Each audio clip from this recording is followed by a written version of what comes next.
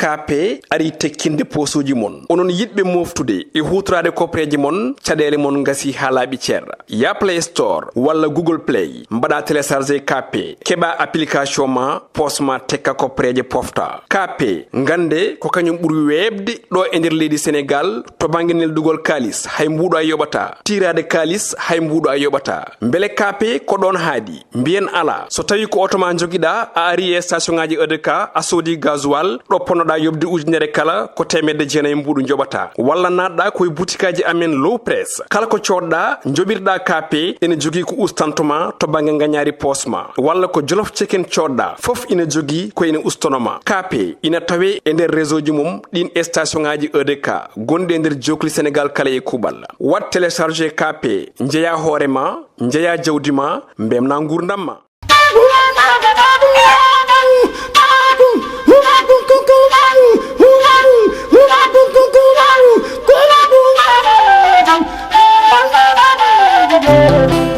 bandiraɓe musidɓe teddiɓe yeeɓiyankoɓe Pinde TV to gonɗon eno goni ɗon yo jaame kisalla wone moon hande en gari ɗo e CSE woni conseil économique social et environnemental holko adden ɗo ko arde tawtirede installation mo gandanɗa hoorema hono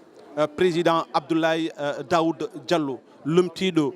on ɗon mo ganduɗa hoorema ko kañum wonno Idrissa Seck onon gandi président Abdoulaye Daouda Diallo ko ɓoyata ko mo waɗa installé ɗo e conseil économique et social ko ɗum saabi Pinde TV ari yillade ngam siftorande on bandiraɓe musidɓe tedduɓe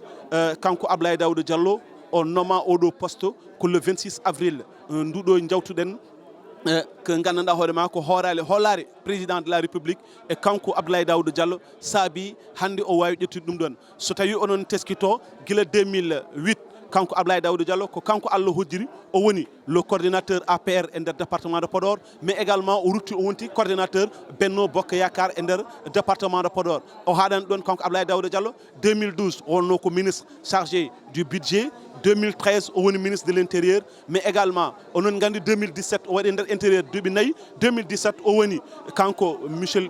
président de la république kanko monsieur Abdoulaye Daouda Diallo o woni gandanɗa hoorema ko wiyete ko ministre des infrastructures ummade 2017 ha gandanɗa hoorema woni 2021 o woni ministre des finances et du budget du Sénégal onon gandi ummade nden feewi 2021 o nooma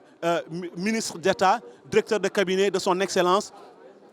monsieur le président Macky Sall caggal ɗum ɗon noon kanko Abdoulaye Daouda Diallo ko hen le 26 avril oɗo ɓennuɗo o nooma président conseil économique social et environnemental ko ɗum saabi hande o waɗate installé ɗo e fonction ji makko e on saaha o wawa jokkude golle ko ɗum waɗi son ɗawi ɓesgu Podor foof nan ɗo enen jiiɗo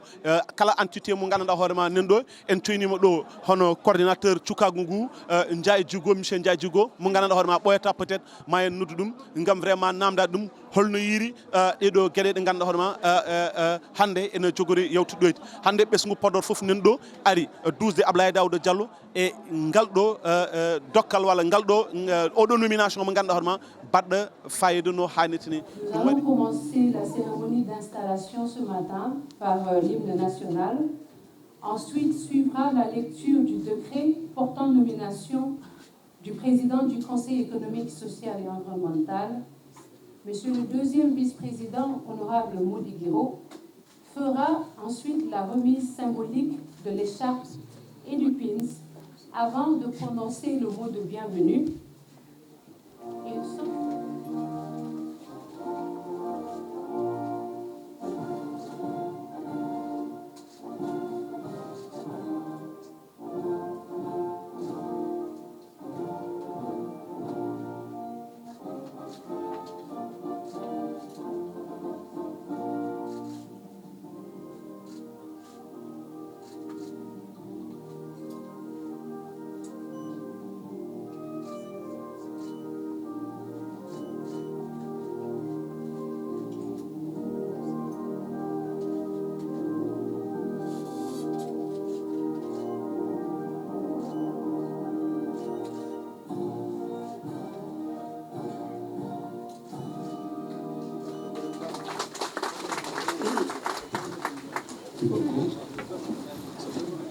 Par le décret que je viens de lire, le président de la République fait de vous notre supérieur hiérarchique. Dorénavant, toute l'administration du Conseil se met sous vos ordres. Je vous remercie.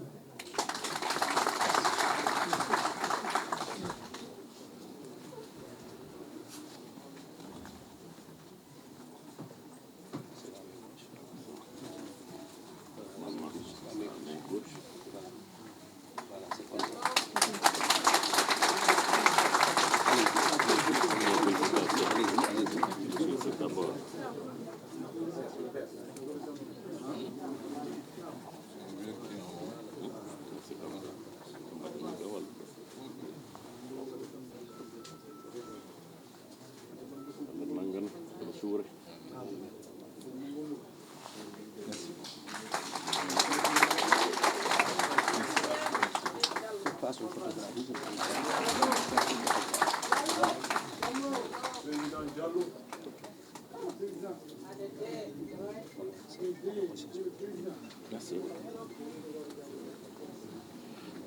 Voilà.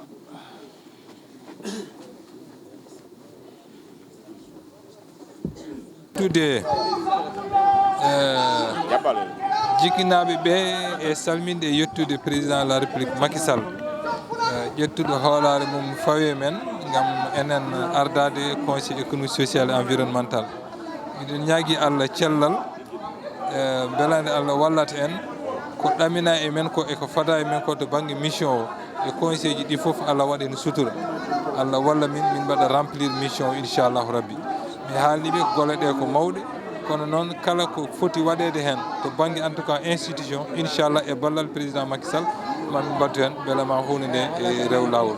Ɗum jinno wiide pour le moment mi salmini foof mi yetti bandiraɓe arɓe ɗo tawede passation o soko Allah settini cérémonie officiel mi yiiɗa niddile baɗi ni kono noon ala ko mbawmi hen en tout cas mbiɗa yettaɓe kamɓe foof e garal ngal mabɓe ɓe jarama no fewi on jarama onon foof yo Allah teddi noon merci beaucoup. Jarama merci. Amadou Diallo conseil économique et social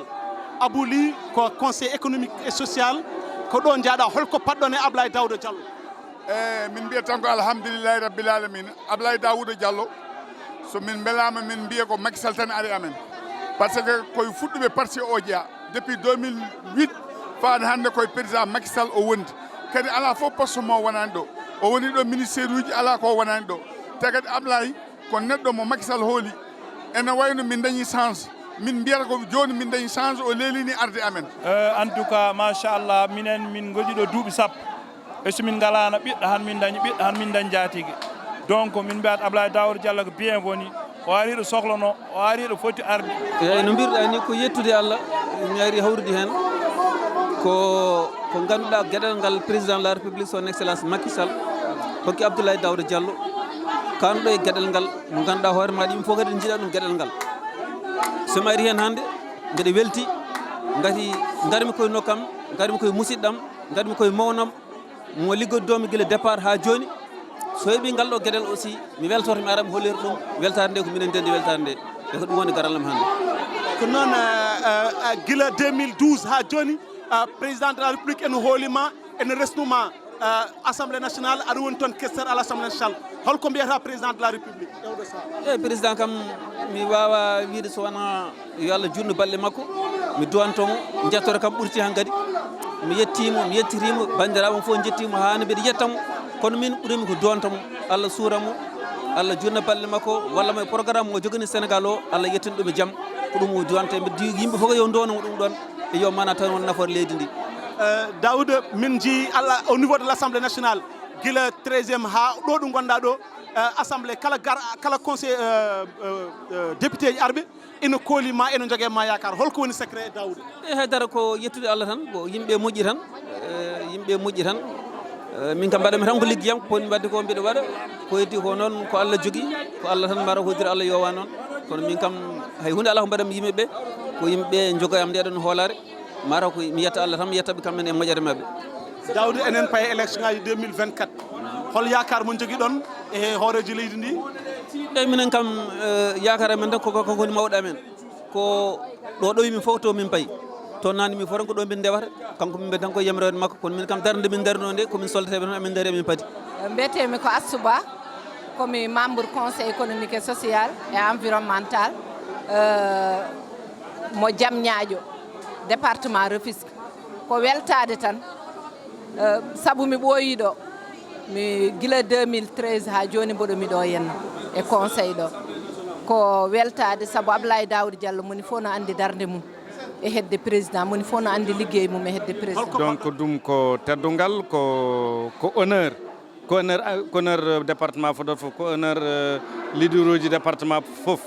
a faami joni noon e banggal politique ɗum no ɓeyda légitimité Podor ne ɓeyda doole Podor et inchallah élection 2024 premier tour avant midi mi totta laamu ngu président Macky Sall. Président de la République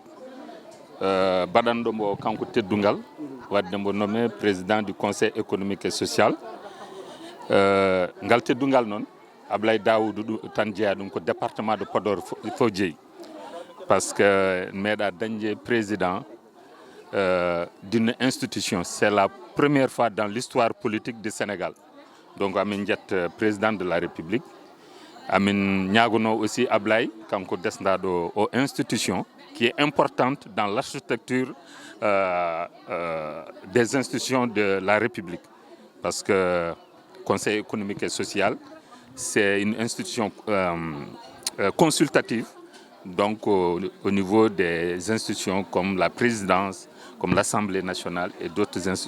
structures publiques. Donc amin ñaagui al compte tenu de son profil kanko Ablaye Daoud, parce qu'il a été quand même dirigé beaucoup de ministères et son profil aussi politique. Et on a la certitude aussi qu'il va réussir à la satisfaction du président de la République et de tous les Sénégalais. Abbas Allah jarama on jarama Pin TV question bat faïd mbenu sana weltare adandi troisième institution e nder Sénégal totte ɗum weeɓayni totte ɗum ko neɗɗo koolaɗo totte ɗum ko neɗɗo bonnata totte ɗum ko un homme de confiance également wadde hande ko weltare e weltare aussi wonande Fuutankoɓe didorno kala ɗe mbawi wonde noon e nder Sénégal e nder duunde Baba Adama ɗe saabu weeɓayni en jetti noon président Macky Sall saabu kala ko ma e radde ko jawgal di fof kanko ndaw ɓiɗɗo Sénégal najo gonɗo ɗo mais suɓima ganduɗa ko ɓinguel men en jeeya département Podor waɗi ɗum so yonani dim ala ko yonat ɗum so yonani rimɓe ala ko yonat ɗumen.